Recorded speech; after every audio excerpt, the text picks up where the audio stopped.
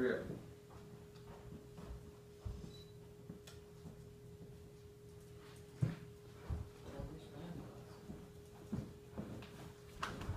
There are about 270 to 310 million guns in the United States. Taking safety precautions is very important when handling a firearm or gun. After doing research, I found that in 2010, nearly 606 people lost their lives due to unintentional or accidental shootings. Today, I'm going to go over proper firearm safety procedures. How does one handle a firearm properly? How does one carry a firearm properly? And how does one properly store a firearm?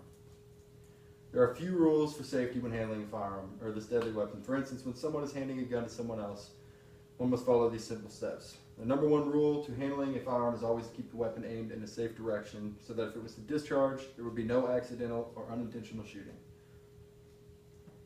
Now, when the gun is aimed in a safe direction, the next step is to release what is known as a clip, magazine, or ammunition delivery system, which is what feeds the ammunition into the gun chamber in order to be fired. This is done by pressing a button located on the gun, usually placed up high on the grip above or next to the trigger.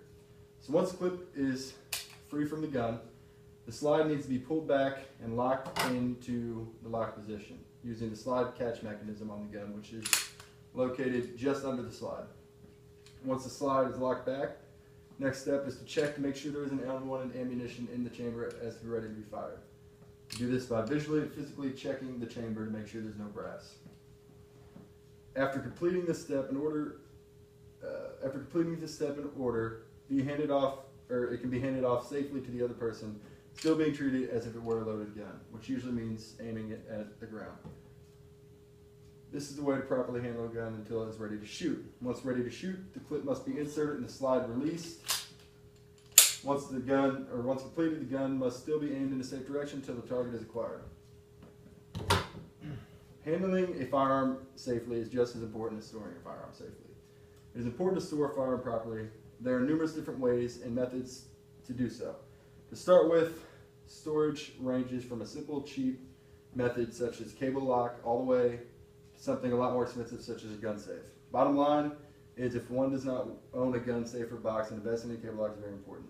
The reason for storing a gun properly is to prevent theft of the firearm or someone who is inexperienced from hurting themselves or others, whether it be your kids or a stranger. This is where the cable lock comes into play. So to begin with, cable locks work by disabling the ability to load a magazine or ammunition feeding device into the firearm. It also takes away the ability to close the slide. This means that even if someone were to manually insert a bullet into the chamber, the firing pin wouldn't be able to connect, thus preventing the gun from discharging. While this is a great and cheap way to make the gun safe, it doesn't make it theft-proof. There are numerous different gun storage options, from hidden drawers to 800-pound fireproof steel containment units that can hold up to 24 or more guns.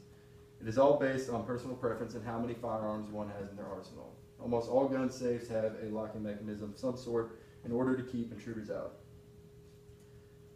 Storing a gun is a responsible and safe procedure to follow, but people usually buy a gun for a reason, whether it be for protection, target practice, or sporting. Today I will focus on the protection part of having a gun.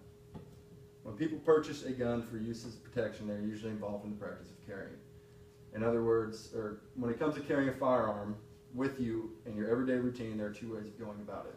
There's open carry and concealed carry.